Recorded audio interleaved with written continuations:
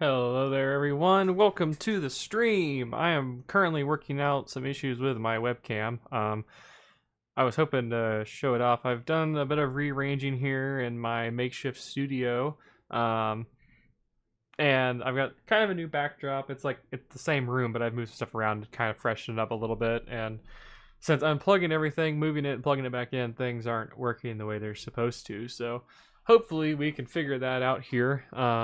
I'm sure it's an issue with my capture card or something like that, but um, we will figure that out here.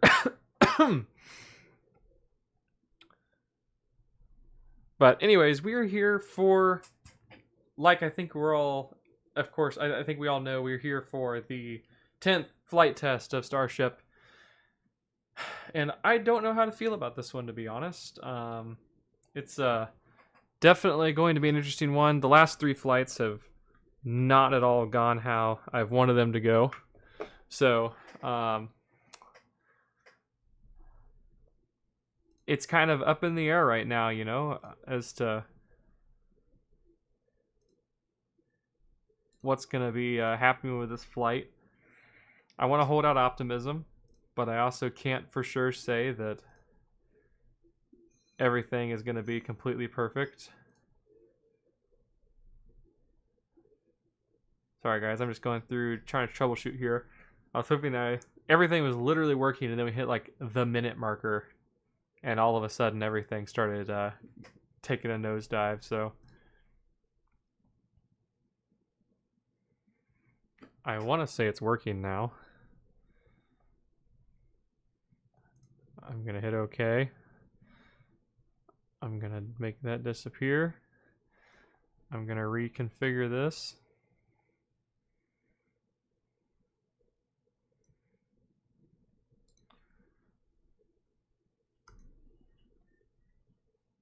Copy. Delete that. And paste. All right, I think I got my camera back. Let's let's bring this up here now. All right, there we go. We got it, everyone. So I can look at you guys now. We can actually talk. So Starship Flight 10. I'm kind of all over the place right now, but 10th flight test of Starship. A lot has happened since I was live back in May down in Starbase. Obviously, I'm not in Starbase this week. I didn't feel like this flight was going to be as exciting or more exciting than what Flight 9 was going to be. It's going to be a lot of kind of the same thing. So I just figured stay at home for this one. We'll watch the SpaceX feeds because SpaceX always has some beautiful views of their launches and stuff. But as I was saying earlier, I'm not sure what to expect. I'm hoping they've solved all the problems. Obviously, there was some stuff that happened with Ship 36 when they were testing for Flight 10. Ship 36 was what was supposed to happen. It was supposed to be used for this flight, and it had an anomaly while undergoing static fire testing. Excuse me. While undergoing static fire testing, and it's I'm kind of at a loss for words. I'm really nervous about this flight because I feel like there's a lot that has been pitted against SpaceX. A lot of people are kind of, I guess, losing hope in them. Like, obviously, there's a lot of people holding out optimism still that SpaceX is going to figure this out. But the methods that SpaceX is using of rapidly trying to just go, get this thing in the air, fly it, get our data, it definitely seems to have bitten them in the butt here the past couple of flights, because we saw very consistent improvements with every single flight up until Flight 6, and then they introduced V2 of Starship and everything's taken a nosedive. So obviously there were some engineering choices on version 2 of Starship that probably aren't working the way they thought they were going to, which is unfortunate. So hopefully they can figure these out. And obviously we haven't even been able to make it very far with these flights. Like, we're losing control and not even making it through reentry properly and stuff. So I am hoping that SpaceX can make it further than they have in the past 3 flights and get the data they need to know what needs to be changed about the V2 design that's going to make it more robust and more reliable so they can start flying this thing more consistently, and just have it work. And I'm obviously nervous too about version 2 of the booster that's going to be coming out soon. I think it's literally the next one in line for Flight 11 is going to be booster version 2, the first flight of it. I think this is the first. This launch will be the last launch of the first V1 version of the Super Heavy booster, from my knowledge. Correct me in the comments if I'm wrong, but I am I I want to hold out optimism, but I'm just hoping that SpaceX doesn't mess anything up with the booster and make it where the booster becomes less reliable than it has, because it seems like Super Heavy already is an extremely robust system. And I know they're going off of all the data they've gathered from Falcon 9, because the Falcon 9 booster is an engineering marvel. It's become probably, Falcon 9 in general has become probably the most reliable rockets to date launched. Used to be Soyuz, now it's, I'm pretty sure it's Falcon 9, because Falcon 9 has flown far more and it has had far more successful flights. But they've got that robustness down in the Super Heavy booster, probably playing off of the excuse me, I'm like keep choking. Let me get a drink here. But they keep where was I at? I'm kind of losing my train of thought here. But they've gotten all the data from Falcon 9, which I think has led into the robustness of the Super Heavy booster. So I'm just hoping that the new changes that come out for the V2 Super Heavy are going to be consistent or not consistent, obviously. Like, there's going to be changes. I'm hoping that the consistency of the reliability will carry over into the new booster. So we will find out on Flight 11 if that is true or not, and if that continues. But for now, today, we are here to talk about Starship number 10. Dan, I see you in the comments here. How many more V2 Starships are they flying? Is it one or two more? I'm not sure as far as the Starships go. I don't think there's been any sightings of like Starship V3 that's in the works. I could be wrong. There might be Starship V3 hardware already. I know SpaceX is very quickly iterating through their design choices and stuff, though. I want to say even what is now the version 2 of Super Heavy, I'm pretty sure they're immediately moving into Super Heavy V3. I think they're skipping their V2 iteration for Super Heavy. So that may have come from the Starship data they've gotten, where maybe they're realizing that there's some design choices from Starship that they also did on Super Heavy, and they realized it doesn't work. So they're just going to skip it altogether and move on to the next iteration. So I'm pretty sure what's happening now is they're just trying to move on as fast as possible. They're skipping these things that they know aren't working, and they're just trying to get to the next thing, which has been SpaceX's philosophy forever. They're just trying to move as quick as possible, at least with the Starship program. They're just kind of go. Let's get the flight data and do this thing. But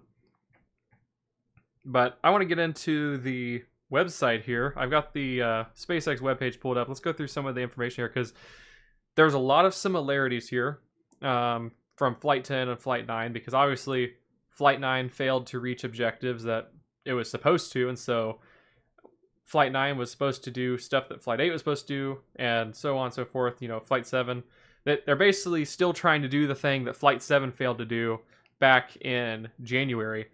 And so I'm hoping that they can get this thing sorted out, and they're going to nail it on the 10th flight test here and get the data that they've been trying to get for the past 8 months.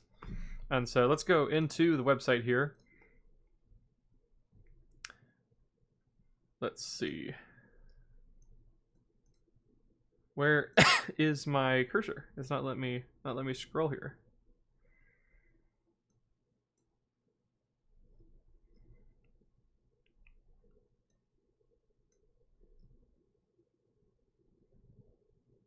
I am able to interact with everything else, but my little scroll cursor is just... This is great. First to the webcam, and now the website doesn't want to work here. Let me go into my properties here.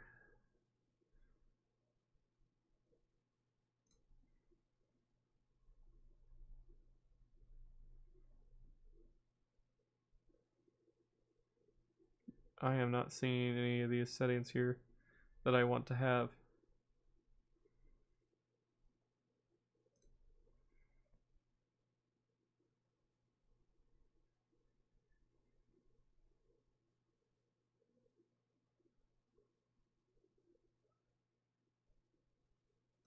Interesting.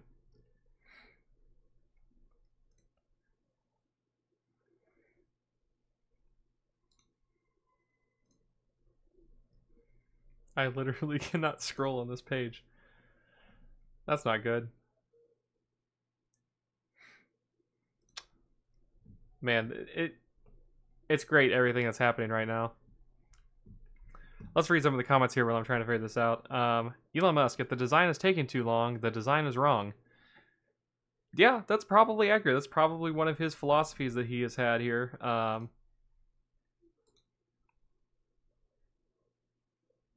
He's definitely just kind of like, even after Ship 36 had its anomaly at Massey's during the testing, they immediately just like not even worrying about rebuilding Massey's. Like they're fixing it obviously, but they immediately retrofitted a Starship mount to the orbital launch mount and threw Starship up on the orbital launch pad and tested it just to get the thing through testing so they weren't delayed for months. Which is a cool idea. It's neat to see them go through and do that.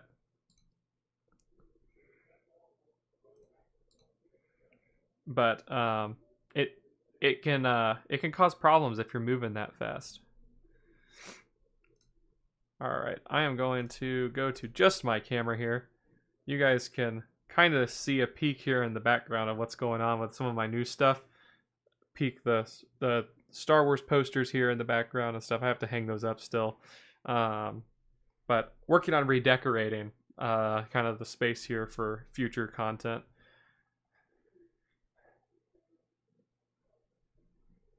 Let's see here. I might need to just show off my browser.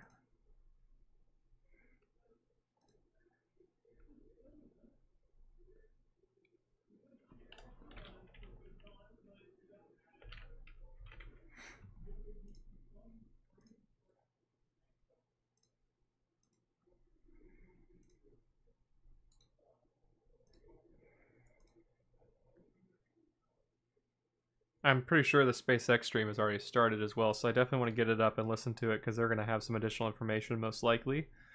There we go, window capture, that's what I want. I have not used OBS since May, and so I guess I have forgotten how to use this for some reason.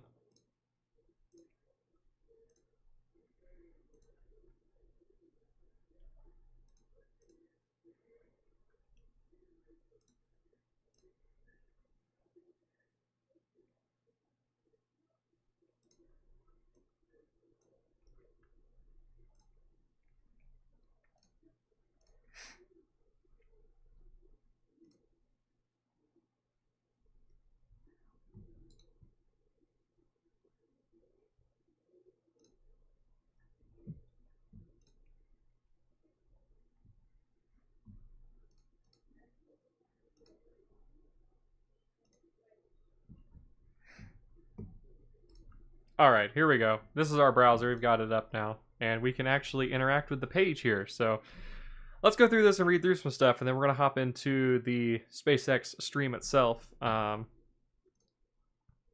do want to just make sure that I've got this set up correctly here.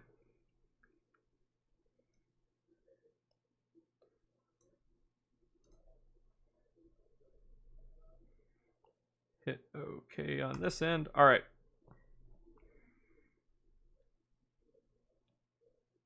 And it looks like they have... Sorry, I'm trying to look at a tiny screen here. Looks like they have done a slight delay. They've pushed it back slightly. You guys are seeing my Twitter page now. Not a huge deal. There's nothing confidential there you guys aren't supposed to see. But they've definitely delayed the start of the stream here. So I might need to go and look at some additional information to see if they've delayed the launch. But stream is not starting until 7:13. They said they were going to start the broadcast 30 minutes before liftoff. So chances are they have probably pushed the liftoff back to a slightly later time, which is not reflected on the website here, obviously. Or they're just deciding to start the broadcast later for some reason, and we're still due to take off at 6:30 p.m. Central Time. I'm like all over the place, guys. I'm really sorry. I haven't live streamed in a while, so I'm just trying to make sure this thing's like working the way it's supposed to. Um, so, anyways, let's get into some of the details here. As I was saying before, Flight 10 is trying to achieve the exact same thing that the past 3 flights have achieved because they haven't made much progress in the past 3 flights, unfortunately, due to the whatever issues there are with the design of V2 Starship. It's just really held them back with stuff. So, Starship Flight 10 is going to be doing a lot of testing with just pushing the ship and the booster to their limits, really figuring out like what are the limits, the highest limits for these things. What can they take before they just start before they just start to break on us and like not work anymore, obviously. So they're going to be, it says here, the upcoming flight will continue to expand the operating envelope with the Super Heavy booster, with multiple landing burn tests planned, and it will also target similar objectives as previous missions, including Starship's first payload deployment, multiple reentry experiments geared towards returning the upper stage to the launch site for a catch. And so what they're saying here, basically, the past couple of flights have had Starlink simulators on board, and they've been trying to demonstrate the PEZ dispenser. There's a little thin door on the Starship, and it deploys the Starlink satellites like a PEZ would deploy from a PEZ candy dispenser. And so, obviously, the Starlink satellites are really flat when they're loaded into the payload bay, and then they kind of unfold themselves once they're in orbit and operating. And so, there are 8 Starlink simulators on board today, not actual satellites, because Starship's not going into orbit, like a full orbit. They're going like just a little bit below the speed required for a full Earth orbit. So no matter what, Starship is guaranteed to come back down. They're not leaving a giant piece of debris up there in space if something goes wrong. And so these simulators will burn up on re-entry when they come back down with the rest of the ship. And so that's why they don't want to send actual Starlink satellites up there with it, because they're not going to stay there regardless of what they do. And so 8 Starlink simulators, we're hoping to get through that. I think on the last flight, they made it to that point, and then the door failed to open. Something happened there. So hopefully they can get that door open, and they can deploy these simulators, because that would be really cool to see. And then after the Starlink deploy, we're going to see the Raptor engine relight, which has been demonstrated already. I'm pretty sure Flight 5 and Flight 6 demonstrated a Raptor engine relight in space on V1 of Starship. And so we're going to see that for the first time on Starship V2, hopefully. The single Raptor engine relight in space, in case you're not aware, is to demonstrate the ability to deorbit Starship. So if Starship is unable to relight its Raptor engines in space to slow itself down, it cannot come back to space. Therefore, it is a hazard to send it into a full orbit if it's not able to get itself back down from space. And so we're going to see that engine relight. And then obviously we're going to get to the big thing, which we haven't really seen. Obviously, the past 3 flights have re-entered Earth's atmosphere. There's no denying that. But they have not re-entered in the way we want to see them re-enter. Preferably in one piece. Preferably under control in a stable environment. Flight 7, Flight 8 broke up on reentry, and I want to say Flight 9 made it into reentry in one piece, but it was spiraling out of control, and it was very similar to, I believe, Flight 3 when it had its first reentry. It was just kind of like spinning out of control. And then on Flight 4, they finally got their first, like, sending this thing through the atmosphere in a controlled status. The flaps got eaten alive, which was amazing to see, but it was the first like controlled reentry of Starship. They didn't lose control even after the flaps got chewed away by the heat and the plasma on reentry. So that's the big thing I'm looking forward to, is really reentry on Flight 10 here, because they can figure it out and get the data they need from like the full flight profile of everything. They're going to be able to put that into Flight 11 and do even better than this one. Like that's where we're really going to start seeing our progress, is if this thing can make it all the way down through reentry. So hopefully we can see that. And obviously, once they figure out re-entry with V2 of Starship, they're going to start testing the ability to bring this thing back to the launch site for a catch. So, in case any of you are new for this, I don't think any of you are new to this, but SpaceX has already demonstrated they can catch the Super Heavy booster out of the air with the Mechazilla arms that are attached to the launch tower, and that's kind of their method of getting rid of landing legs.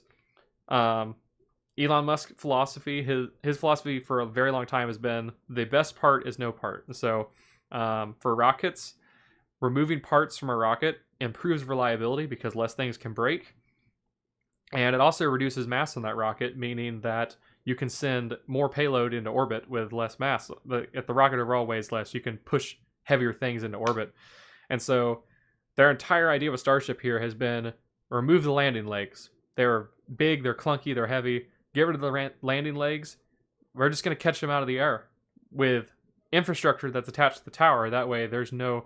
they're basically taking parts off the rocket and they're putting those parts onto the launch tower, which is why the launch site has kind of earned the name Stage 0, because there's a lot of critical hardware that the launch site itself has that on other rockets...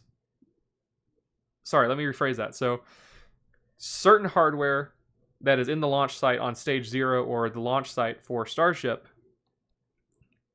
is inside of the rocket on other rockets.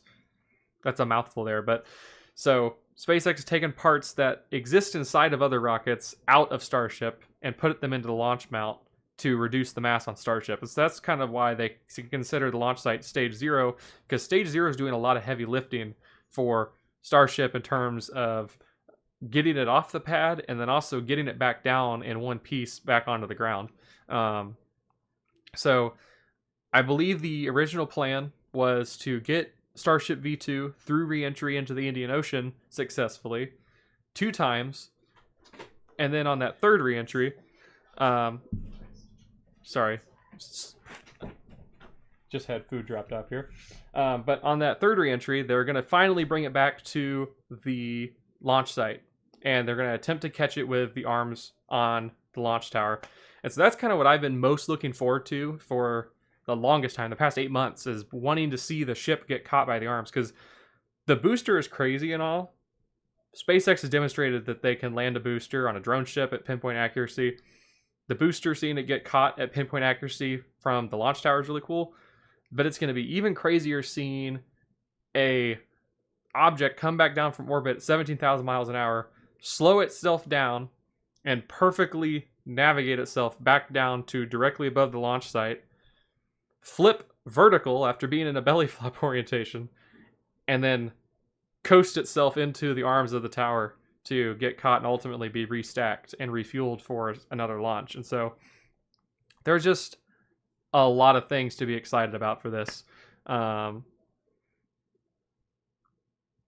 So like, I'm just really hoping that they can get through all of their stuff here on Flight 10, and we're actually going to see some progress this time, because there hasn't been a lot of that on the past 3 flights, which I think is what's causing a lot of the controversy around SpaceX. I don't know if I call it controversy actually, but there's a lot of negativity revolving around SpaceX right now. A lot of people are kind of losing hope in the Starship program.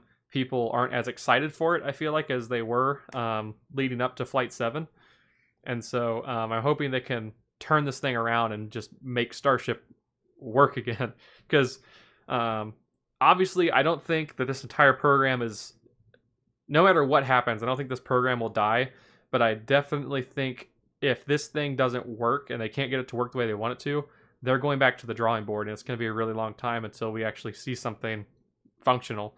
There's other companies that are developing fully reusable vehicles. Stoke Space is like the number one that I can name off the top of my head. They're taking a completely different approach for their second stage in terms of getting it back. They're not having like the flaps and stuff. They're designing it as if it was just like a human space capsule, and they're going to push it through reentry that way. Kind of a tried and true method of reentry. They know it's going to be stable coming back down just because of the aerodynamics of it. And so I don't know if SpaceX would go back and take that approach, kind of that like Stoke Space is taking, or if they would have a different approach they're going to take for reentry, if they have to like do a total overhaul of Starship or something in the future. I obviously don't want to be the guy that speculates, but that's just kind of where my head is at right now, is like, if they can't get this to work, they're going to have to think of something different if they want to continue their goal of making life multiplanetary, making space flight accessible to everybody, and making rockets cheaper and cheaper and cheaper to send mass into orbit. Because that's been the big limiting factor for just space flight throughout history, is that it's extremely expensive to send things up there. And so how are we supposed to get a civilization on Mars or build a colony on the moon if it's going to cost us trillions upon trillions of dollars to do that stuff? And so the cheaper we can make the rocket, and the cheaper it is to launch that mass up there, the cheaper it's going to be to do everything else. And so my rant is over. I'm going to check here and see if the SpaceX stream is working again. Or not working again, but if it has started up here. I just want to see if they pushed it back or if it's going now.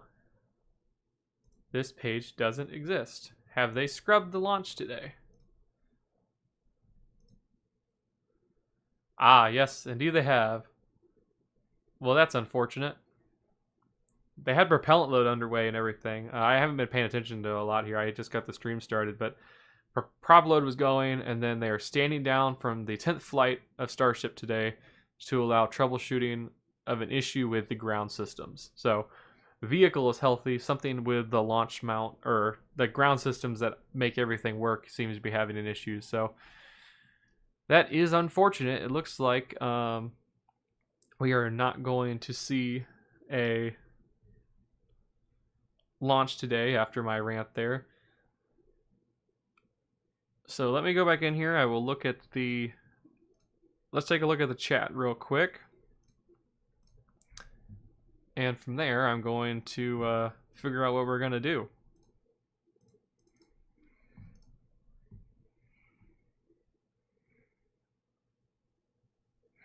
Yeah, everyone else in the chat. I wasn't able to read the chat because I was looking at the SpaceX website. Everyone's saying that there's going to be a scrub now, so that is unfortunate.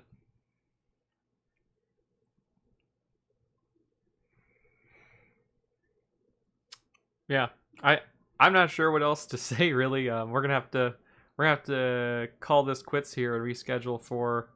They haven't even released new launch dates, so I don't know if they're gonna try again tomorrow or what's gonna happen, because obviously they have to figure out what's wrong with the ground systems to fix it, and so we could be a couple days out from launch, which is one of the scary things about going out and trying to watch these launches like with your own eyes, is like there's so much unpredictability about these. You could only have the amount of time allotted to go down there like the day of and watch it, and then you have to go home the next day. So you could be really bummed out if the launch gets scrubbed and then nothing happens. We were worried about that because I think there was a hold that had happened on Flight 9, and we were really worried that we were going to watch it scrub while we were down there in Starbase. And we had to leave after that day. Like we weren't able to stay, so we would have missed that launch in person if it wouldn't have launched then. So there's a gamble to it. It's unfortunate, but they want to make sure. Obviously, I go through all this stuff talking about like how SpaceX wants to go like as fast as possible. That doesn't mean that SpaceX is just completely overlooking everything and they don't want stuff to work. They're not just mindlessly launching rockets and seeing what happens. There might be a small little bit of that happening there, but they're still very talented engineers that are putting a lot of work and a lot of hours into these rockets to make sure they work and stuff. So they're not just going to see like, oh, we've got some issues on the ground. Oh, whatever. Send it anyways. Go ahead. Because that could cause a lot more problems than what they've already had in the past. So we definitely want everything to go off without a hitch. We want everything to be successful. So with that being said, I think I'm going to cut the stream off here, and we'll kind of keep our ears open to see when they're going to reschedule this for. I'm going to have this whole setup working the way it's supposed to next time we start, and it's going to be a lot smoother than what it was today, because I feel like I've just been very kind of scatterbrained today, and I'm not 100% like in it right now, because I'm just like making sure everything's working the way it's supposed to. And so I'm slightly distracted today, and so next time, now that I've done it once, I think everything's going to be kind of like working the way it's supposed to. So we're just gonna wait it out and see what happens. So with that being said, I will see you all in however many days it takes for them to launch this. Hopefully it can be sooner rather than later. I know for Flight 8, they scrubbed it, and I think it took maybe 4 or 5 days for them to get it up in the air after what happened with whatever issue it was having that caused the scrub. And so hopefully it won't be another week that we're waiting for this, but we will see what happens. So without further ado, I will see you all next time for the hopeful launch of Starship Flight 10.